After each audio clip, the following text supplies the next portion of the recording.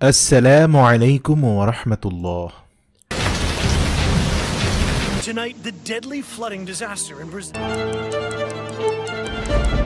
ইবনে মাজার 4072 নম্বর হাদিস অনুযায়ী দাজ্জাল পৃথিবীর আবহাওয়া নিয়ন্ত্রণ করবে। প্রিয় দর্শক, ইসলামিক বিশেষজ্ঞরা বলছেন যে দাজ্জাল আসার পূর্বে আবহাওয়া নিয়ন্ত্রণের বাইরে চলে যাচ্ছে এখন। বিশেষ করে বাংলাদেশ সহ পার্শ্ববর্তী দেশগুলোতে উচ্চ তাপমাত্রা পরিলক্ষিত হচ্ছে, অথচ সবচেয়ে বেশি তাপমাত্রা হওয়ার কথা যে দেশগুলোতে মধ্যপ্রাচ্যের দুবাই, সৌদি আরবিয়াতে অনবরত বৃষ্টিপাত হচ্ছে। এমনকি দুবাইয়ে মাত্রা অতিরিক্ত বৃষ্টিপাতের কারণে সৃষ্টি হয়েছে জলাবদ্ধতা, অত্যাধুনিক শহর পরিণত হয়েছে বসবাস অনুপযোগী একটি শহরে। প্রশ্ন হচ্ছে, দাজ্জাল কিভাবে আবহাওয়া নিয়ন্ত্রণ করবে? আল্লাহর রাসূলের সুনানে ইবনে মাজার হাদিস অনুযায়ী 1990 সালে সংযুক্ত আরব আমিরাত কৃত্রিম বৃষ্টিপাত তথা রেইন এনহ্যান্সমেন্ট টেকনোলজি আবিষ্কার করে। বর্তমানে আমরা যেটাকে ক্লাউড সিডিং বলে থাকি, এটি এমন একটি বৈজ্ঞানিক প্রযুক্তি যার সাহায্যে কৃত্রিমভাবে বৃষ্টিপাত ঘটানো যায়।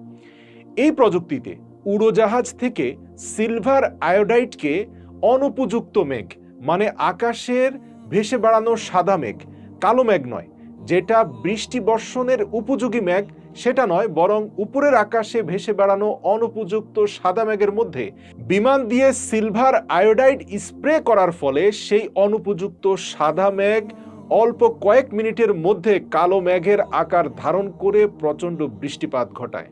বর্তমানে দুবাই, সৌদি আরব এবং ওমানের মতো আরব দেশগুলো এই প্রযুক্তি ব্যবহার করছে, কারণ এসব এলাকায় খুব কমই বৃষ্টিপাত হয়, যা এই আরব দেশগুলোর জন্য একটি বড় সমস্যা। আর এ কারণে আরব দেশগুলো এই প্রযুক্তি ব্যবহার করতে মরিয়া হয়ে পড়েছে এবং দাজ্জালও এই প্রযুক্তি ব্যবহার করেই আবহাওয়া নিয়ন্ত্রণ করবে বলে অনেক ওলামারা দাবি করছেন। দাজ্জাল এই ক্ষমতাগুলো ব্যবহার করে মানুষকে বাধ্য করবে তাকে ঈশ্বর হিসাবে মেনে নিতে।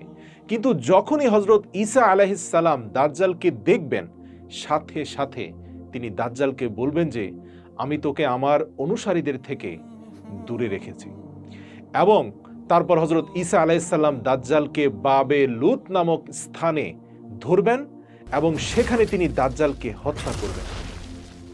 প্রিয় দর্শক, বর্তমানে ইসরায়েল এই বাবে লুত নামক স্থানে একটি বিমানবন্দর তৈরি করেছে এবং সম্ভবত দাজ্জাল সেখান থেকে বিমানে চড়ে পালানোর চেষ্টা করবে এবং হযরত ঈসা আলাইহিস সালাম সেখানেই তাকে হত্যা করবেন। দাজ্জালের মৃত্যুর পর মুসলিম ও ইয়াহুদীদের মধ্যে একটি যুদ্ধ সংঘটিত হবে।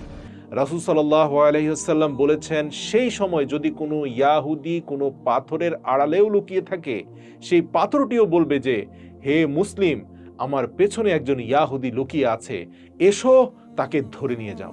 কেবলমাত্র গারকত গাছ ব্যতীত একমাত্র এই গারকত গাছই তখন ইয়াহুদীদেরকে আশ্রয় দিবে, কারণ এটি ইয়াহুদীদের বৃক্ষ যা ইসরায়েলে প্রচুর পরিমাণে পাওয়া যায়। এর কিছুকাল পর ইমাম মাহদী ইন্তেকাল করবেন। নবী করিম সাল্লাল্লাহু আলাইহি ওয়াসাল্লাম বলেছেন, ইমাম মাহদী তোমাদের মধ্যে মাত্র 7 বা 8 বছর থাকবেন।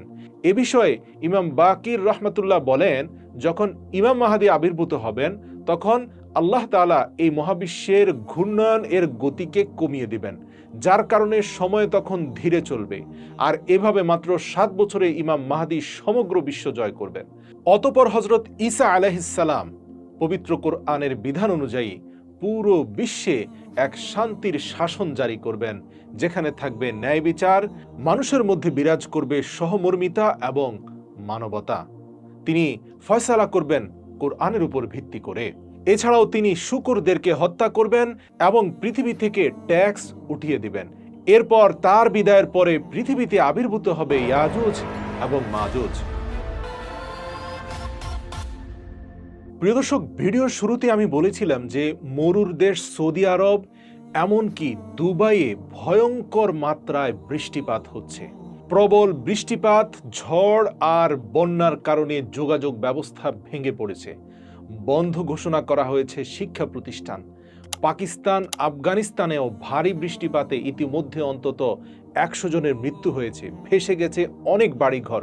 প্রায় সব দেশ যখন ভারী বৃষ্টিপাত, বন্যা আর ঝড়ের কবলে পড়ে নাজেহাল অবস্থা, ঠিক তখন এর বিপরীত চিত্র দেখা যাচ্ছে দক্ষিণ এবং দক্ষিণ পূর্ব এশিয়ার দেশ বাংলাদেশ সহ পার্শ্ববর্তী সবগুলো দেশে প্রখর রোদ এবং তীব্র গরমে ফুটন্ত কড়াইয়ে পরিণত হয়েছে এই সকল দেশ এবং এই সকল দেশের জীবনযাত্রা। ফিলিপাইনের তাপমাত্রা 47 ডিগ্রি সেলসিয়াসে উঠে গেছে। দেশটির বাসিন্দারা ঘরের বাইরে নিঃশ্বাস নিতে পারছেন না।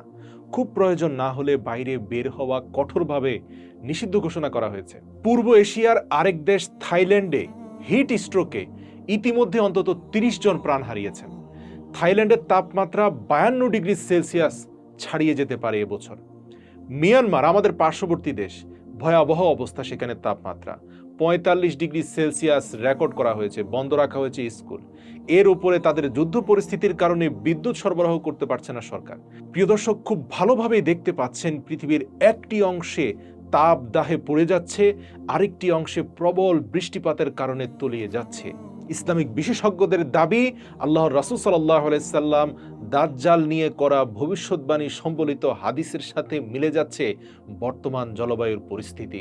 প্রিয় দর্শক, ভিডিওর সর্বশেষ সূরা রুমের 41 নম্বর আয়াত দিয়ে শেষ করতে চাই, যেখানে মহান আল্লাহ রাব্বুল আলামিন মানব জাতির উদ্দেশ্যে বলেন, জলে এবং স্থলে যে বিপর্যয় এবং প্রাকৃতিক দুর্যোগ ছড়িয়ে পড়ছে তা মানুষের হাতের কামাই।